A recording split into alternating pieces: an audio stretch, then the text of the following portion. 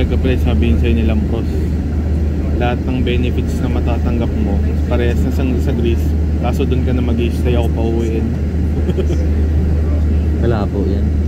Hindi, kung magkataon. Pero feeling ko pre, ayaw ko pre. Ayaw. Ayun nga, yung ngayon yung tinatanong ko, pag bigla tayong inoffer. Hindi, pero kung sabihin niya na magsama ako na kahit isama ko yung ano ko, asawa mo, yung gano'n, pamilya mo. Payag ako nun. Payag. Pero kung ako lang mag-isa doon, ayaw ko.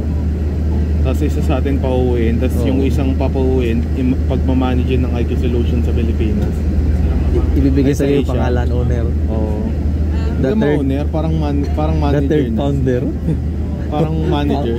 Third founder found in Philippines. Nandun yung ano pala nila pre, city nila doon. So paano makakita ng disyerto? May mga disyerto dito. Yung disyerto nila pre, tinubuan na daw. May alaman nun na. Inimbituhan ba? Tinubuan na. Pero kapag baka pag-isipan kayo, depende muna. Kasi single naman ako. Pero ang sasabihin ko, dapat may uwian ako. Halimbawa, 2 taon. Uwi ako, ganun. Every year.